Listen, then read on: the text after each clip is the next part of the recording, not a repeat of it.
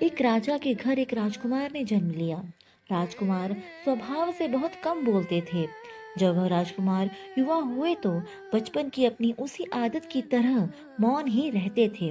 राजा अपने राजकुमार की चुप्पी से परेशान रहते थे कि आखिर ये बोलता क्यों नहीं है।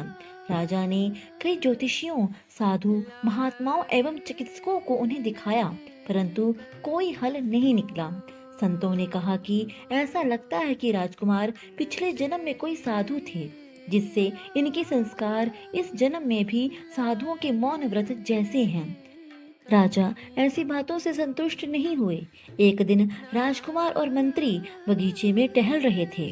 उसी समय एक कौवा पेड़ की डाल पर बैठकर कांव कांव करने लगा।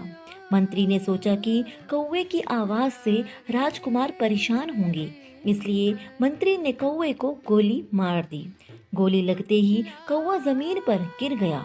तब राजकुमार कौवे के पास जाकर बोले कि यदि तुम नहीं बोले होते तो मारे नहीं जाते। इतना सुनकर मंत्री बड़ा खुश हुआ कि राजकुमार आज बोले हैं, और तत्काल ही राजा के पास ये खबर पहुंचा दी गई। राजा भी बहुत खुश हुआ और मंत्री को ढेर सारा उपहार दिया। कई दिन बीत जाने के बाद भी राजकुमार फिर से चुप ही रहने लगे। राजा को मंत्री की बात पर संदेह हो गया और राजा ने गुस्से में मंत्री को फांसी पर लटकाने का आदेश दिया। इतना सुनकर मंत्री दौड़ते हुए राजकुमार के पास आया और कहा कि उस दिन तो आप बोले थे, परंतु अब नहीं बोल रहे। राजा के आदेश पर मुझे तो कुछ ही देर में फांसी पर लटका दिया जाएगा। मंत्री की बात सुनकर राजकुमार बोले कि यदि तुम भी नहीं बोले होते तो आज तुम्हें भी फांसी का आदेश नहीं होता। बोलना ही बंधन है।